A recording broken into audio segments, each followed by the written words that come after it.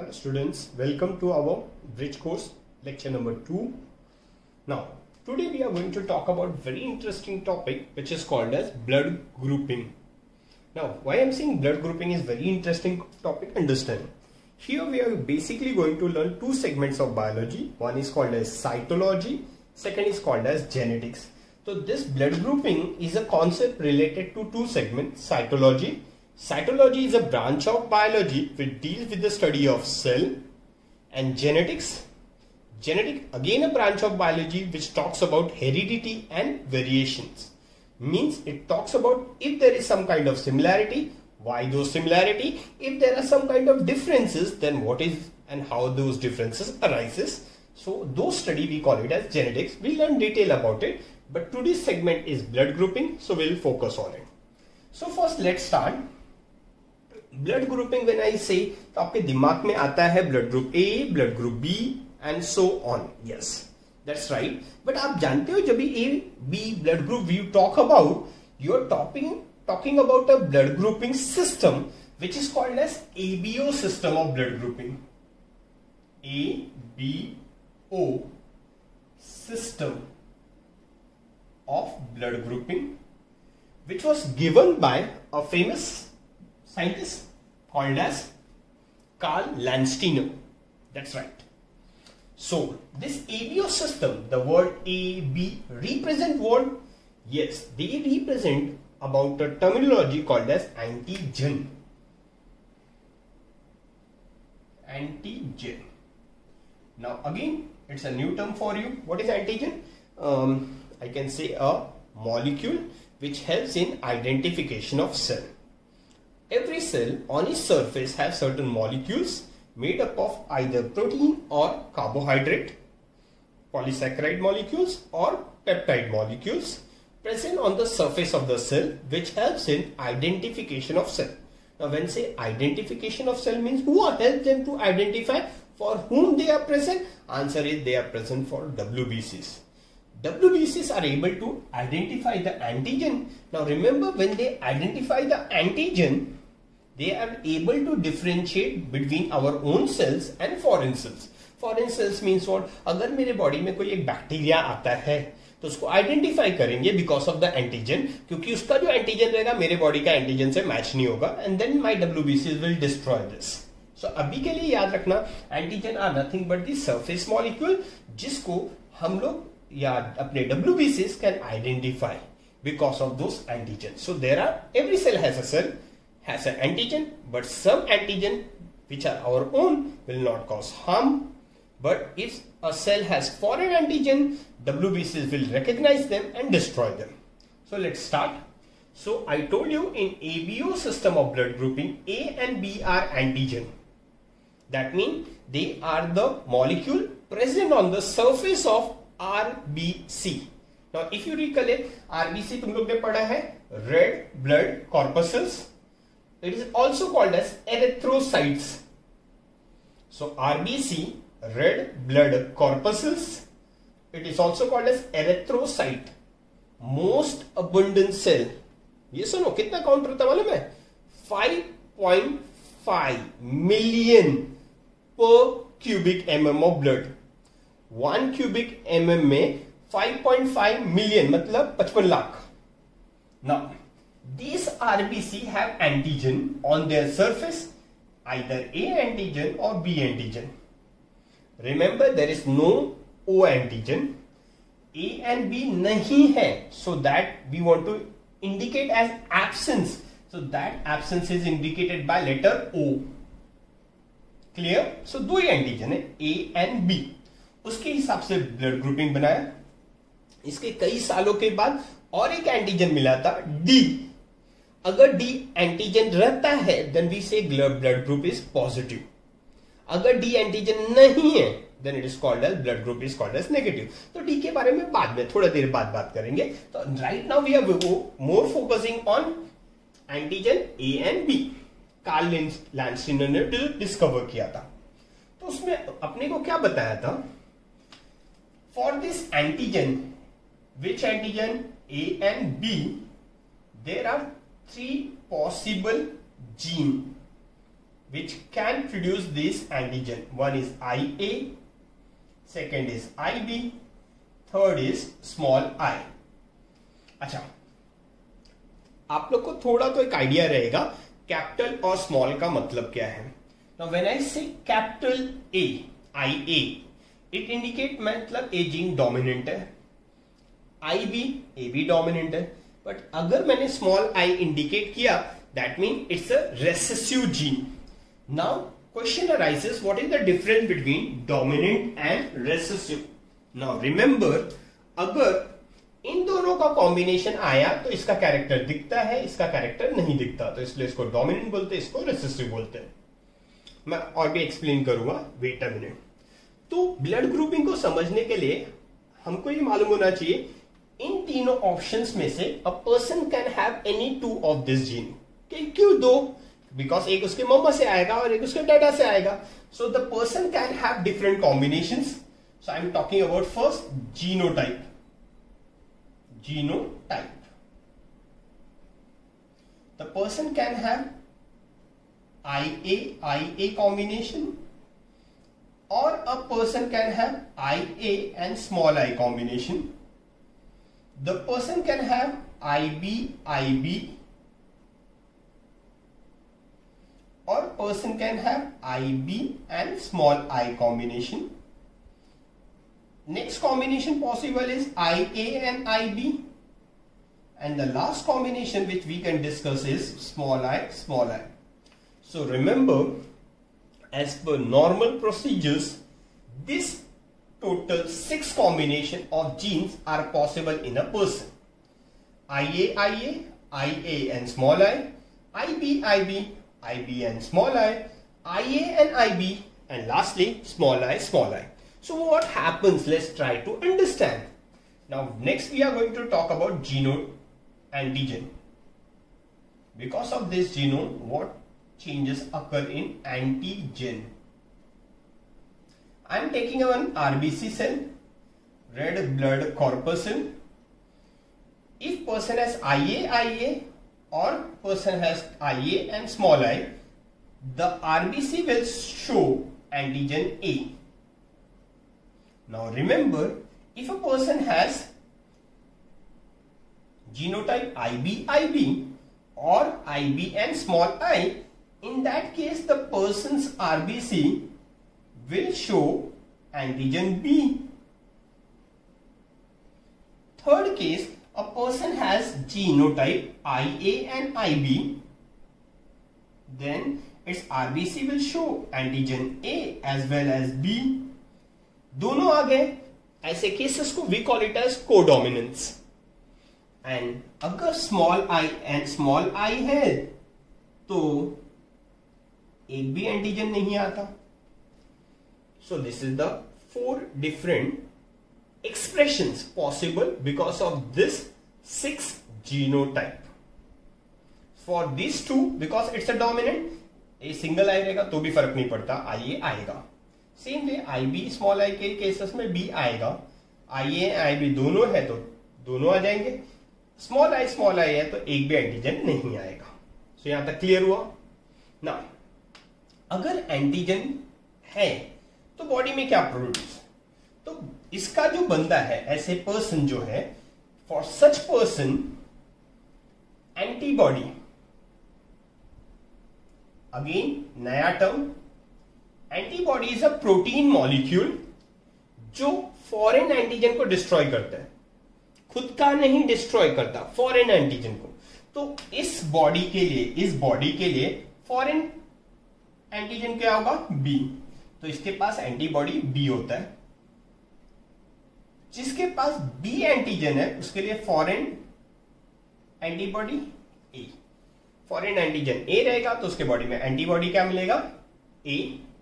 इसके पास दोनों एंटीजन है तो it will not produce any antibody, क्योंकि A and B are self, foreign तो कोई है ही नहीं, तो विल नॉट प्रोड्यूस एंटीबॉडी. यहां पे अपने को दोनों एंटीबॉडी मिलते हैं. क्यों? रीजन, ए एंटीजन भी नहीं है, बी भी नहीं है, तो दोनों भी इसके लिए फॉरेन होगा, so it can produce both type of antibody. Now यहां तक ठीक। अब आगे क्या, तो ब्लड ग्रुप कैसे डिटरमाइंड होता है, तो अभी मैं नेक्स्ट वर्ड यूज कर रहा हूं, ब्लड ग्रुप। ऐसे पर्सन को बोलते हैं हम लोग ब्लड ग्रुप ए है, ऐसे पर्सन को बोलते हैं ब्लड ग्रुप बी है, ऐसे पर्सन को बोलते हैं ब्लड ग्रुप ए बी है, और ऐसे पर्सन को बोलते हैं ब्लड ग्रुप ओ है। तो अभी आप अपना सोचो, आपका जो ब्लड ग्रुप ए है सपोज, तो आपके पास ए एंटीजन है और बी एंटीबॉडी प्रोड्यूस कर सकते हैं। आपका ब्लड ग्रुप अगर बी है तो आपके पास बी एंटीजन है and you can produce antibody A. अगर आपका ब्लड ग्रुप ए बी है तो आपके पास एंटीजन ए एंड बी दोनों आरबीसी पे है but you don't have any antibody. And अगर आपका ब्लड ग्रुप ओ है दैट मीन आपके पास एंटीजन नहीं है बट आपके पास दोनों एंटीबॉडी है। यहां तक समझा? ओके, अब आई नो आपके इमीडिएटली माइंड में क्वेश्चन आता है, सर वो पॉजिटिव नेगेटिव का कंसेप्ट क्या है? Okay, that is called as Rh factor. Rh factor जिसको हम लोग एंटीजन डी भी बोलते हैं। एक्चुअली आरएच फैक्टर कैसे आया? एक मंकी का टाइप है, रेसिस मंकी, सुना है कभी? It's a old world monkey. Old world monkey मतलब एशियन अफ्रीका में मिलता है। तो एंटीजन डी होते हैं, तो उसका जीन है कैपिटल डी या फिर कैपिटल डी स्मॉल डी। मैंने बता दिया कैपिटल डी मतलब dominant, capital D and small D, एक डोमिनेंट एक रेसेसिव। तीसरा पॉसिबिलिटी है स्मॉल डी मतलब दोनों रेसेसिव। हर ग्रुप के लिए पॉसिबिलिटीज है, मतलब यहां पे भी कैपिटल डी स्मॉल डी, यहां पे स्मॉल डी। इसमें भी दो पॉसिबिलिटीज है, कैपिटल डी स्मॉल डी या फिर स्मॉल डी। यहां पे भी दो पॉसिबिलिटीज है, कैपिटल डी स्मॉल डी या फिर स्मॉल डी। नाउ मैं जब बोल रहा हूं दो पॉसिबिलिटीज मतलब क्या, ये जो आरबीसी ना आरबीसी, इसके पास तो अपने को मालूम है ऑलरेडी एंटीजन ए है, उसके साथ में डी भी आ गया, तो ऐसे पर्सन का ब्लड ग्रुप हो जाता है ए पॉजिटिव। बट अगर उसके पास जीन है स्मॉल डी और ऐसा कोई जीनोटाइप है तो उसके पास क्या होगा, सिर्फ ए आएगा और डी एंटीजन नहीं आएगा, तो ऐसे ब्लड ग्रुप को बोला जाता है ए नेगेटिव। सेम वे जब मैं बोलता हूं बी पॉजिटिव, इसका मतलब क्या है? इसका मतलब है person is having B antigen as well as D antigen, so B positive. So अगर मैं सिर्फ बोल रहा हूं कि the person has small D gene, मतलब दोनों रेसेसिव जीन है, तो सिर्फ बी रहेगा डी नहीं रहेगा, तो इसको बोलते हैं B negative. Same way a person has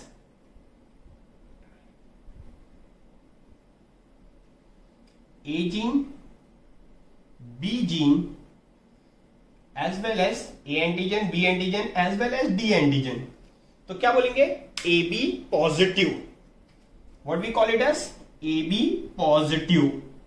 but suppose a person has A B but there is no D gene, then that will be called as AB negative. Let's try to understand this. Here a person does not have A gene, neither B, so there is no antigen A, there is no antigen B, so only D is present, then such blood group is called as O positive. Now suppose there is no D antigen also, neither A nor B nor D, then such a blood group is called as O negative. So once more, the person having A antigen and D antigen, we call it as blood group A positive. Only A antigen, no D antigen, so A negative. B and D, B positive, only B, B negative. A, B and D, AB positive, AB, AB negative. Only D, then it is O positive. No antigen on the RBC, then it is called O negative. Now please understand, जब बाहर से कोई cell अपने body में आता है, हमारे WBC क्या देखते हैं?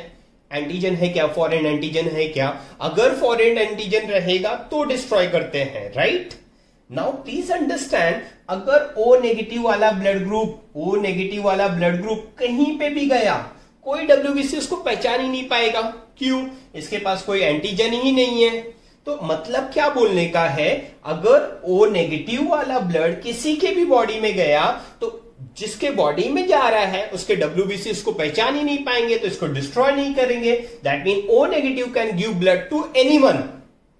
सो O negative is called as universal donor. I know आपने स्कूल में पढ़ा था O is called universal donor. अभी थोड़ा हाई लेवल पे आ गए। O में भी दो ऑप्शन है, O positive and O negative. तो remember, O negative is universal donor. Now AB positive को देखो, इसके पास A है, B एंड D है, यस और नो? इसमें आप कोई भी ब्लड डालो, सपोज A वाला ब्लड डाल दिए, कौन सा? A पॉजिटिव वाला, तो A एंड D आएगा उसके बॉडी में। A एंड D तो पहले से भी था, तो it will not consider that as a foreign antigen. बोलेगा चलो आ जाओ, so this can give blood to AB positive. If A negative gives blood, then also no problem because A is already there. Remember, जो already antigen है, अगर वो बाहर से वो वाला एंटीजन आ रहा है तो कोई प्रॉब्लम होता ही नहीं है। तो AB positive is consider as universal recipient, क्योंकि वो किसी से भी ब्लड ले सकता है। And O negative is called as universal donor. So यहां तक क्लियर हुआ? तो अगर आपका कोई भी पर्टिकुलर ब्लड ग्रुप है, नाउ यू कैन एनालाइज कि आपके पास कौन से एंटीजन है, कौन से एंटीजन नहीं है। और एक चीज याद रखो, अगर आपका ब्लड ग्रुप O है तो आपके पास स्मॉल आई जीन है। दैट मीन आपके पेरेंट्स जो हैं उनके पास या तो ये वाला कॉम्बिनेशन हो सकता है, ये ही 3 कॉम्बिनेशन हो सकता है, क्योंकि डेफिनेटली एक मम्मी से आया और एक पापा से आएगा। मतलब जिस बच्चे का ब्लड ग्रुप O है उसके पेरेंट्स का कभी ब्लड ग्रुप AB नहीं हो सकता। क्यों नहीं हो सकता? अरे क्योंकि अगर पेरेंट में से किसी का भी, मम्मी या डैडी का AB है, तो बच्चे में तो IA आएगा या तो IB आएगा। स्मॉल आई कहां से आएगा? तो पॉसिबल नहीं है। सो AB parent can not produce O child. Reverse, O parent can not produce AB child. Mummy या डैडी में से किसी का भी ब्लड ग्रुप अगर O है, then the person cannot have AB child. So this is clear. आप लोग प्लीज इसको एनालाइज करो खुद के ब्लड ग्रुपिंग से, जिससे आपको बहुत सारे चीजें समझ में आएगा। AB and O blood group के लिए जीनोटाइप फिक्स है, IA IB या फिर स्मॉल आई। बट B के लिए फिक्स नहीं है। The person with blood group B can have gene IB IB और IB एंड स्मॉल आई। दोनों केसेस में ब्लड ग्रुप B होते हैं। Same way blood group A के लिए भी 2 ऑप्शंस है, IA या फिर IA and small I. Clear है? फ्यूचर में जो बच्चे का ब्लड ग्रुपिंग होता है वो भी पेरेंट के ब्लड ग्रुपिंग पे डिपेंडेंट होता है। RH फैक्टर के बारे में मैंने आपको बता दिया। एंटीजन D होता है, ठीक है? अगर एंटीजन D है then it is called as positive. Antigen D नहीं है then it is called as negative. Karl Landsteiner ने blood group A, B and O discover किया था। उसके 2 स्टूडेंट्स थे, ट्रुलिस। उन लोग ने क्या किया था? उन लोग ने ब्लड ग्रुप AB डिस्कवर किया था। मतलब AB ब्लड ग्रुप थोड़ा बाद में डिस्कवर हुआ था। नाउ आज मैं कुछ और एक अच्छा एग्जांपल देता हूं। समवेयर अराउंड 1950 का बात है।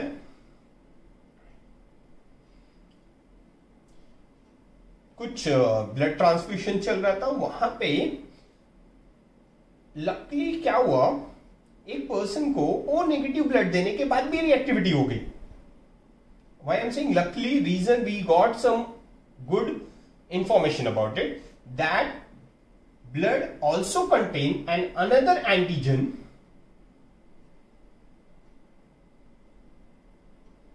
H। बट ये एंटीजन H सबके पास रहता है, सबके पास है। अगर सबके पास है तो कोई प्रॉब्लम ही नहीं, क्योंकि कोई भी किसी से आएगा तो ऑलरेडी है तो हार्म होता नहीं है।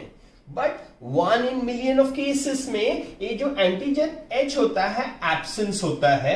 अगर एंटीजन H एब्सेंट रहे then such a blood group we call it as Bombay blood group.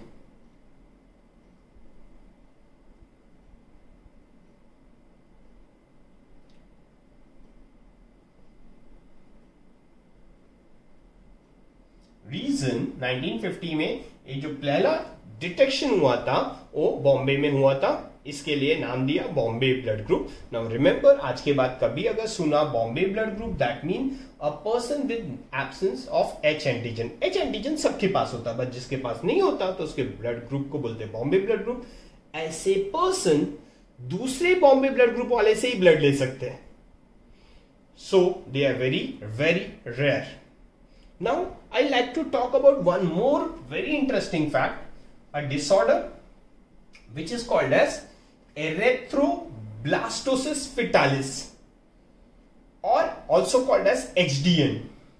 Now, what is this? Now, let's take an example, husband and wife. Husband is positive and wife has a blood group negative. Again, husband has antigen D, the person is positive. Wife does not have antigen D, so she is negative. Now remember, positive is dominant feature. Agar suppose their first child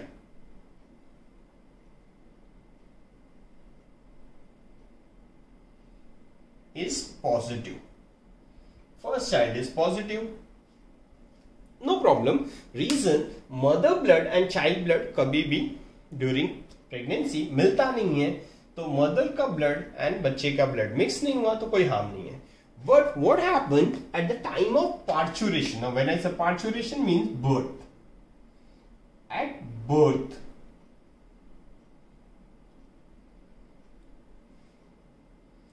mother get exposed to child blood. That means mother is getting exposed to positive blood. That means mother is coming in contact with antigen D. Antigen D के response में mother क्या बनाएंगे? Mother blood will produce antibody D to destroy those antigen. Antibody D बना, luckily तब तक तो first child बाहर हो गया है, कोई प्रॉब्लम नहीं होगा उसको एंटीबॉडी डी, बट मदर के ब्लड में बन गया है. क्यों? क्योंकि मदर के बॉडी में बच्चे का थोड़ा ब्लड डिलीवरी के वक्त कांटेक्ट आने की वजह से एंटीजन डी मदर के लिए फॉरेन एंटीजन था तो मदर ने एंटीबॉडी डी बना दिया. बट एक बार बॉडी में एंटीबॉडी बन जाए then that remain throughout. तो अगर इमेजिन करो second child is also positive. Mother के बॉडी ने ऑलरेडी क्या किया था? एंटीबॉडी बना दिया था. एक बार बन गया दैट रिमेन्स थ्रू आउट, मतलब ये एंटीबॉडी बच्चे के ब्लड में पास ऑन हो जाएंगे. मैं बताया था ब्लड मिक्स नहीं होता बट एक protein molecule can pass on, and pass on होके वो जाके बच्चे का जो पॉजिटिव है मतलब उसका एंटीजन कहां है? आरबीसी पे. तो ये एंटीबॉडी जाके उस बच्चे के आरबीसीज को, रेड ब्लड कॉर्पसेल्स को डिस्ट्रॉय कर देते हैं. रेड ब्लड कॉर्पसेल्स अगर डिस्ट्रॉय हो गया तो ये बच्चा मर जाता है. और इसी कंडीशन को हम बोलते हैं एरिथ्रोब्लास्टोसिस फेटालिस. मतलब इस लेडी में जब भी अब नेक्स्ट पॉजिटिव चाइल्ड आएगा ये एंटीबॉडी जाके उस पॉजिटिव चाइल्ड को किल कर देंगे. अगर नेगेटिव चाइल्ड आया तो नो हार्म, बट अगर पॉजिटिव चाइल्ड आया तो हाँ. बच्चे मेरे को पूछते हैं फर्स्ट नेगेटिव चाइल्ड आया तो कोई प्रॉब्लम नहीं है, हमेशा प्रॉब्लम फर्स्ट पॉजिटिव चाइल्ड के बाद चालू होगा. अच्छा, बच्चे पूछते सर अगर रिवर्स हो, हस्बैंड नेगेटिव और वाइफ पॉजिटिव, कोई प्रॉब्लम नहीं, क्योंकि मदर पॉजिटिव है तो कोई प्रॉब्लम नहीं है. प्रॉब्लम तभी होता है when wife is negative and husband is positive. दोनों नेगेटिव है तो भी कोई प्रॉब्लम नहीं है क्योंकि तब बच्चा पॉजिटिव हो ही नहीं सकता. दोनों पॉजिटिव है तो भी प्रॉब्लम नहीं है, husband positive and wife negative है तो ही प्रॉब्लम होगा, याद रहेगा। और problem always starts from after first positive child. Now remember, I know you are now very much concerned.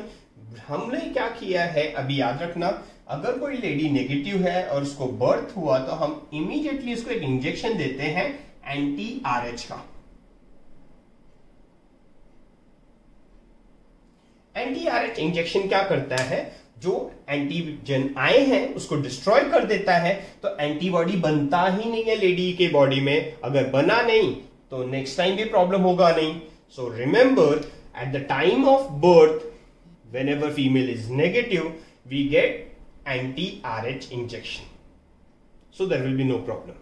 But if it is not given then there will be problem. The disorder is called as erythroblastosis fetalis. It is also referred as autoimmune disorder. Autoimmune disorder मतलब अपने ही body के antibodies अपने ही cell को destroy कर दे रहे हैं, यहाँ पे मदर के एंटीबॉडी बच्चे को डिस्ट्रॉय कर दे रहे हैं। So I am clear with this erythroblastosis fetalis. Yes, we'll stop here.